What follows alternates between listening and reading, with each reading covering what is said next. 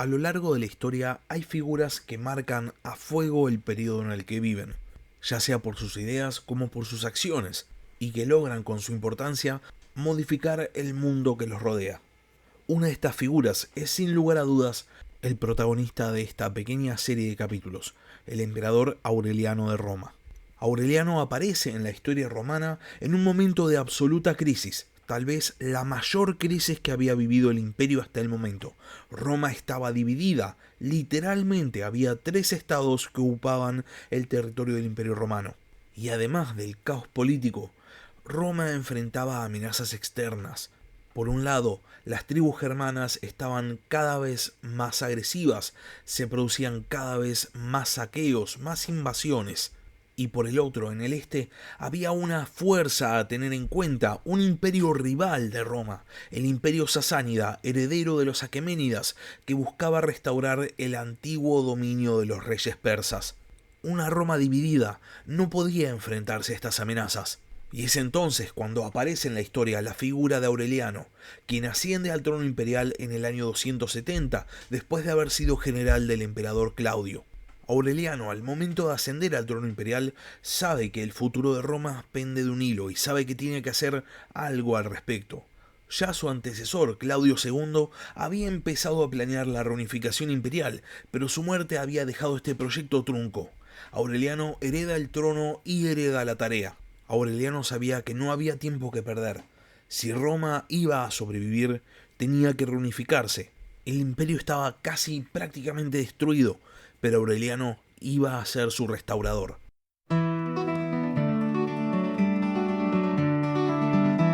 Hola a todos, sean bienvenidos al podcast de historia La Barba Roja de Barba Roja.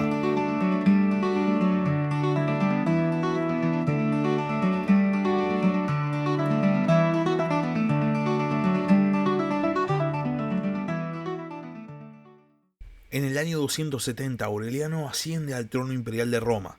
En realidad asciende al trono imperial de lo que quedaba de Roma, 1/3 del territorio, porque después el resto del imperio formaba parte de 2 nuevas entidades. Al noroeste el imperio galo, fundado por Póstumo y ahora gobernado por Tétrico, y al sudeste el imperio de Palmira, formado gracias a las campañas de Odenato, rey de Palmira y cliente de Roma, que había sido nombrado como guardián del este, y después de la muerte de Odenato, expandido por su esposa, la famosa reina Zenobia. Ni bien Aureliano asciende al trono imperial, tiene que hacer frente no solo a conflictos internos, sino también a amenazas externas. En este caso, en la forma de incursiones de tribus germánicas. Aureliano sabe que tiene que hacerse cargo de esta situación de una vez y para siempre. Y digamos que la parte de una vez la logra concretar, pero la parte de para siempre no, porque eventualmente las tribus germánicas van a volver a ser un problema para Roma. Una vez que las incursiones de las tribus germánicas están controladas, Aureliano decide que es tiempo de hacer aquello que Claudio II, su antecesor, iba a hacer. Esa carga, esa tarea que había heredado. Era tiempo de reunificar Roma. Y en el año 273, después de lo que había sido básicamente una declaración de guerra por parte de Zenobia, se dirige contra el imperio de Palmira y en una breve campaña logra reincorporar el este imperial a los dominios romanos. Después de esta campaña, Aureliano retorna a Roma, pero la ciudad a la que llega es diferente a la ciudad que lo vio ascender al trono. Aureliano, después de su victoria contra las tribus germánicas, había mandado a reforzar las defensas de la capital, porque sabía que había logrado controlar las incursiones, pero que eventualmente iban a volver a ser un problema. De esta manera, Aureliano manda a construir la famosa muralla aureliana, un titánico muro defensivo que rodeaba a toda la ciudad.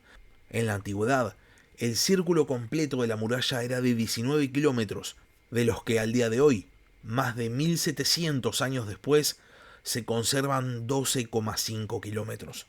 Esta muralla transformaba a Roma en una fortaleza inexpugnable, lo que permitía al emperador cierta seguridad a la hora de planear campañas. Esta no es la única reforma que hace Aureliano. De hecho, el emperador bien podría haber recibido el título honorífico de El Reformador, o tal vez el administrador, porque además de las reformas defensivas de Roma, también hace un saneamiento de las cuentas del imperio, persigue la corrupción, hace una reforma monetaria y también hace una reforma religiosa, reinstaurando en el centro del panteón romano a un dios que en el pasado había causado ciertos problemas, el Sol Invictus, el Sol Invicto, que en la época de Heliogábalo también se había puesto en el centro del panteón romano y había generado todo tipo de controversias. Ahora Aureliano reinstaura ese culto al Sol Invicto y lo pone en el centro del panteón romano una vez más. Y al igual que Heliogábalo, elige para el dios Sol un solsticio para su festival.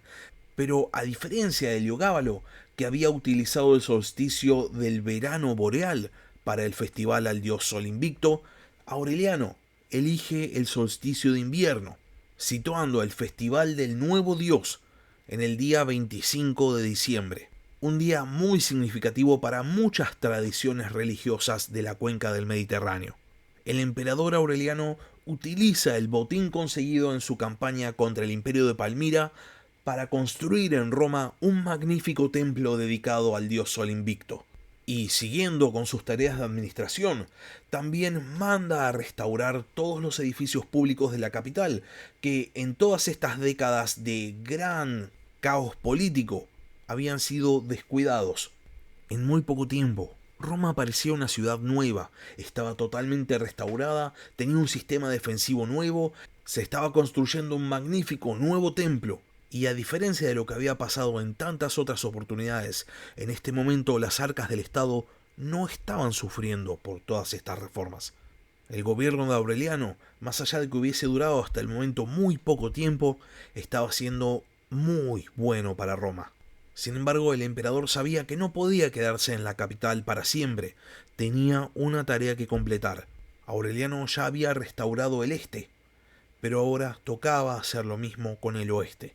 El objetivo estaba claro, así que el emperador se pone manos a la obra. A inicios del año 274, Aureliano parte rumbo al imperio galo de Tétrico.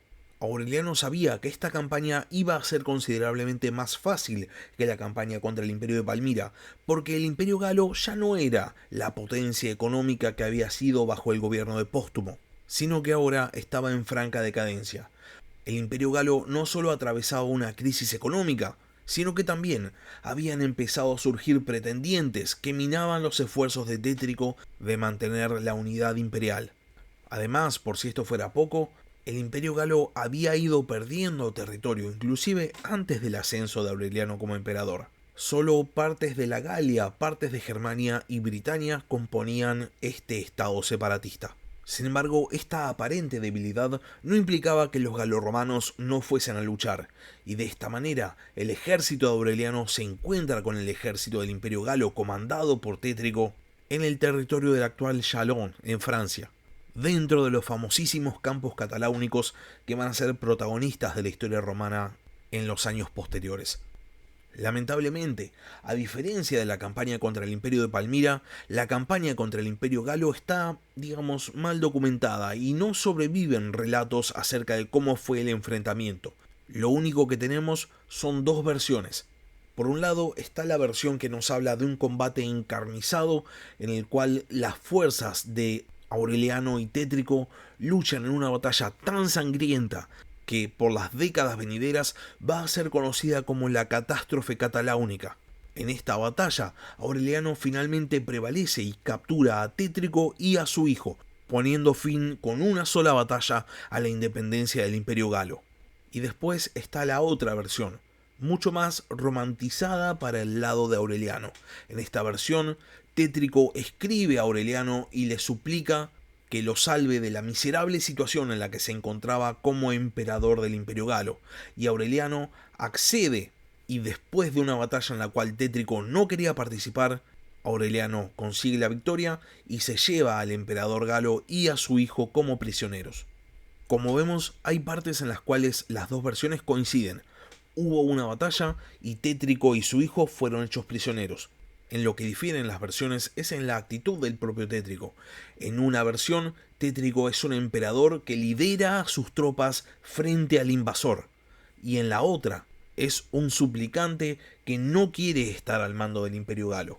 Digamos que la segunda versión hace quedar mejor de alguna manera a Aureliano y por ende se toma normalmente como propaganda de la época.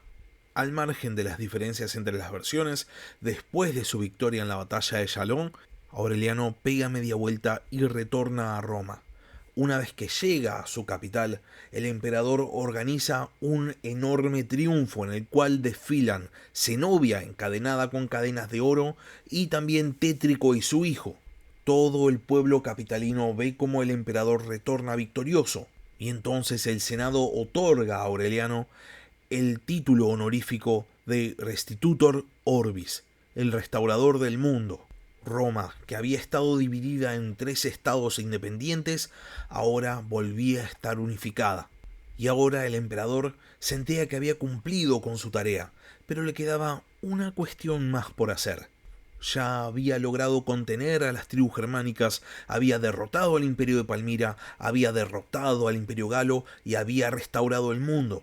Quedaba una amenaza para Roma, el imperio sasánida, la potencia que había dado origen a esta nueva espiral de caos político en Roma, y que ahora atravesaba su propio caos político después de la muerte sucesiva del emperador Sapor I en el 272 y de su sucesor Hormuz I en el 273. El nuevo emperador sasánida llamado Bahram I parecía estar en una situación precaria, su gobierno parecía débil. Aureliano sabía que este era el momento en el cual tenía que atacar.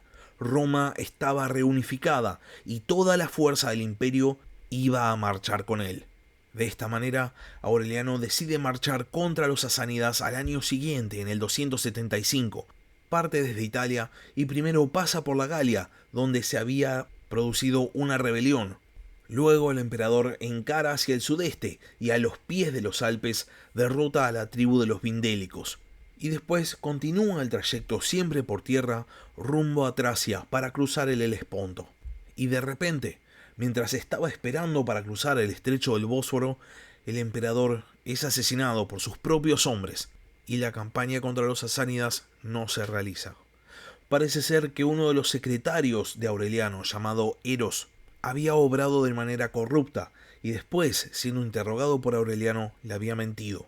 Y Eros sabía a la perfección lo que le pasaba a los corruptos en el gobierno de Aureliano.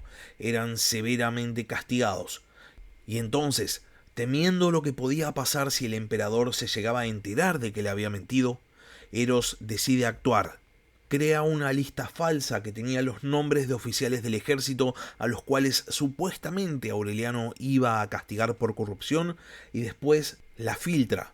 De repente los oficiales del ejército, viendo que estaban en una nómina de corruptos que iban a ser castigados por Aureliano, deciden, por miedo a su propia vida, actuar y rápidamente se genera un complot que termina con el asesinato del emperador. Aureliano no había designado un heredero, así que se produce un interregno. Existe la posibilidad que en este interregno haya gobernado la esposa de Aureliano, Ulpia Severina, y se piensa esto porque después de la muerte de Aureliano se acuñan monedas con la efigie de Ulpia. Finalmente el Senado va a elegir a un nuevo emperador y designan para el puesto a Marco Claudio Tácito. De repente aparecen enemigos políticos de Aureliano por todos lados e inclusive llegan a declarar una damnatio memoriae sobre Aureliano. Sin embargo, antes del fin de año de 275, esta medida es levantada y finalmente el emperador Aureliano es deificado. Interesantemente, Aureliano es considerado hasta el día de hoy como uno de los emperadores más influyentes de la historia de Roma y sin embargo solo gobernó durante 5 años. El tema es que sin duda el gobierno de Aureliano produce un antes y un después. Roma antes de Aureliano es un cascarón vacío de lo que antes había sido un imperio, y después de Aureliano, Roma emerge nuevamente como una de las grandes potencias del mundo antiguo. Y si bien Aureliano no logra terminar con la crisis del siglo III, definitivamente pavimenta el camino para que sus sucesores sí lo consigan. El tema es hasta cuándo iba a lograr resistir Roma. Pero eso es tema para otro capítulo. Hasta acá llegamos con el capítulo de esta semana. Si llegaron hasta acá y no están suscritos al canal, les recomiendo que se suscriban, subo capítulos nuevos todas las semanas. Y si ya están suscriptos y quieren apoyar al podcast, pueden hacerlo transformándose en miembros del canal en YouTube o si no, mediante un aporte mensual en Patreon. Les dejo el link en la descripción del capítulo. Por último, si tienen alguna pregunta o simplemente quieren participar, pueden dejarme un comentario en la caja de comentarios de YouTube o también pueden mandarme un mail al mail del podcast, labarbarroja@gmail.com. Muchas gracias por haber escuchado y hasta la próxima. Gracias por escuchar La Barba Roja de Barbarroja. Si tenés alguna pregunta o simplemente querés hacer un comentario, no dudes en escribirme al mail del podcast, labarbarrojadebarbarroja@gmail.com. Hasta la próxima.